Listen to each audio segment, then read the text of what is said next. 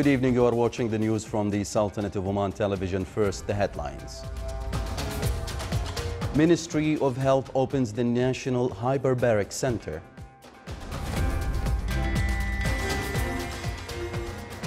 Undersecretaries and CEOs discuss future strategies for Oman Vision 2040.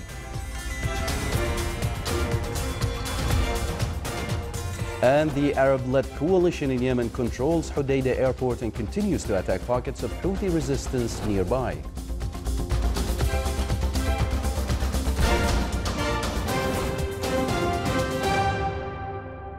Those were the headlines. Now for the news in detail. The Ministry of Health opened the National Hyperbaric Center at the Royal Hospital. The opening ceremony was held under the patronage of His Excellency Dr. Ali bin Masoud al-Sunaidi, Minister of Commerce and Industry. More details in the following report by Abdullah bin Ahmed al-Rubi'i.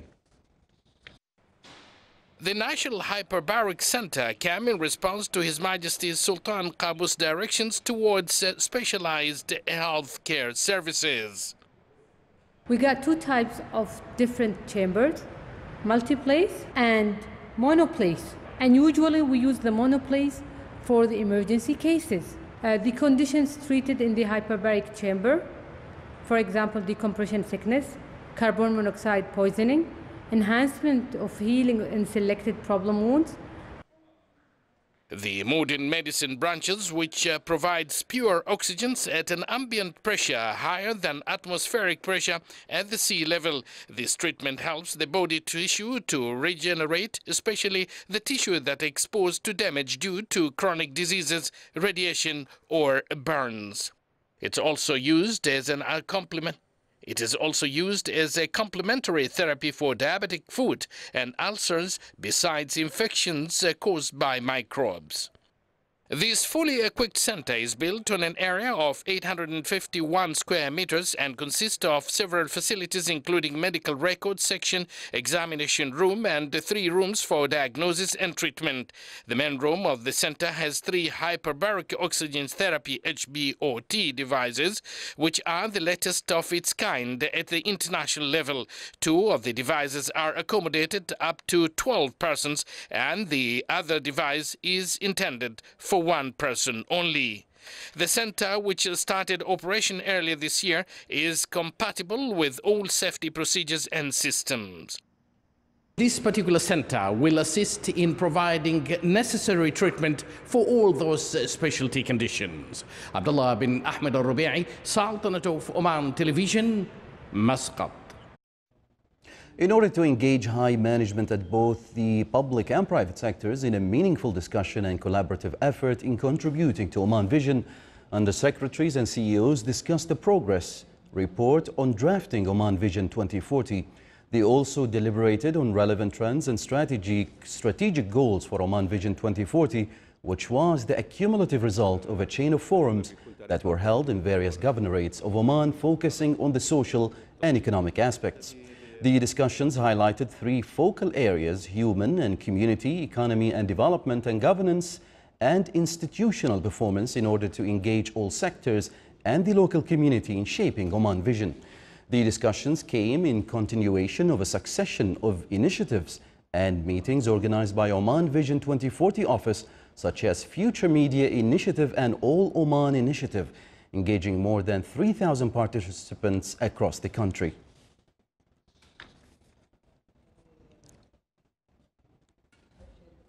In line with Sultan's Armed Forces goals to develop sports facilities for the national shooting team and attract international shooting championships to the Sultanate of Oman, Lieutenant General Ahmed bin Harith al-Nabhani, Chief of Staff of the Sultan's Armed Forces, opened 2 skeet shooting ranges at the International Shooting Unit and awarded winners at the local skeet shooting and heavy weapon competitions.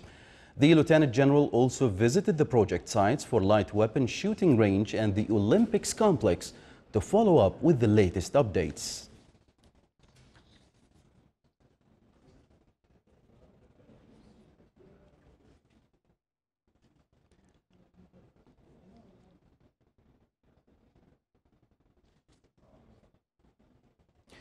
Kharif season starts astronomically tomorrow in the Governorate of Dhofar and continues till the 21st of September. It affects the coastal wilayas of the governorate from Walkut westerly to Mirbat easterly. Kharif clouds continue to stretch over all areas of the governorate, covering an area of 90 miles long and 50 miles wide. With the advent of the season, life in the governorate of Dhofar changes, especially in mountainous areas.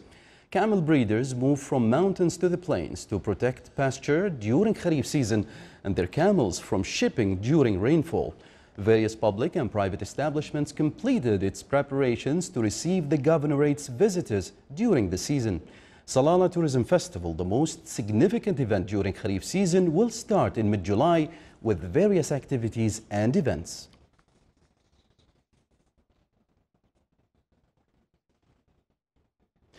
The National Subsidy System announced that fuel subsidy cards will be issued in July for applications made since the Council of Ministers' decision to expand the base of eligible categories in the National Subsidy System. This came after the decision of the Council of Ministers to include all citizens whose monthly income targets or monthly income totals up to 950 Omani Riyals. The number of the registered in the National Subsidy System are more than 259,000, an increase of 2.2% since the decision, where the beneficiaries of the system will get 200 litres of Fuel 91 monthly at the price of 180 paisa per litre.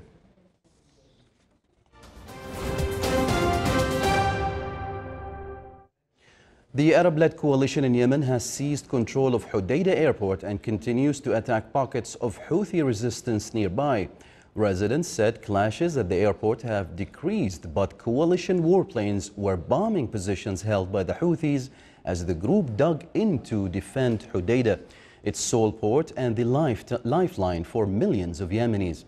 Coalition leaders have pledged a swift assault aimed at taking control of the strategic Red Sea city and port to avoid disrupting aid deliveries to impoverished Yemenis.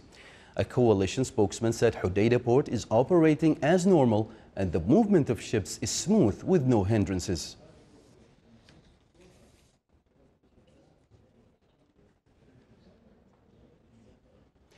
Israeli warplanes pounded Hamas targets in the Gaza Strip early today in a new flare-up of hostilities that saw dozens of rockets and mortar shells fired from the Palestinian enclave.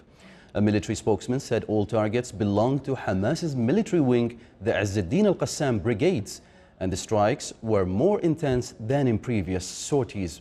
The spokesman said they struck at a great intensity, with the intended message for Hamas to understand that they will not allow this situation to continue. The latest spike in tensions following weeks of deadly protests and clashes along the Gaza-Israel border, as well as the worst military escalation last month since the 2014 war. The Israeli military said Hamas fired about 45 rockets and mortar bombs at southern Israel overnight, and that Israeli aircraft attacked 25 targets belonging to the group in response. The six-day match in the World Cup ended with a huge surprise in Group H as Japan snatched the game from Colombia by scoring 2 goals while the latter team managed to score just 1 goal. The surprise win over Colombia was celebrated in the Japan's capital after the national team dramatic match on Tuesday to become the first Asian side to beat South American opponents at the World Cup. The second match ended with Senegal winning 2-1 against Poland as the Senegal national football team created a sensation game. The third match was a sweeping victory for Russia against Egypt with 3-1, despite the participation of Mohamed Salah, who returned from an injury.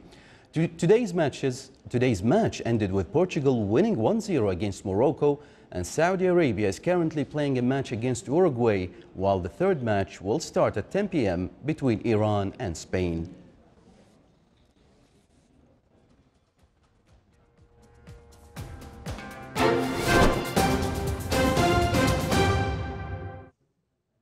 Now for the general weather forecast around the Sultanate. Partly cloudy skies will prevail over the coastal areas of the Governorate of Dhofar with chances of intermittent drizzle. Rest of the Sultanate will have clear skies with chances of dust raising wind over the governorates of Buraymi, Dhahira and Wusta. Winds will be northwesterly light to moderate, while seas will be slight with a maximum wave height of 1 meter.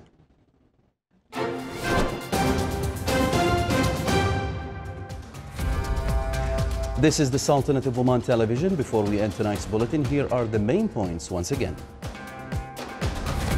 Ministry of Health opens the National Hyperbaric Center.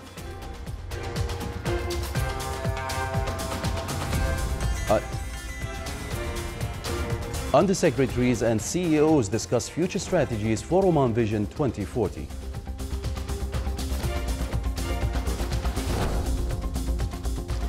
And the Arab-led coalition in Yemen controls Hodeidah airport and continues to attack pockets of Houthi resistance nearby.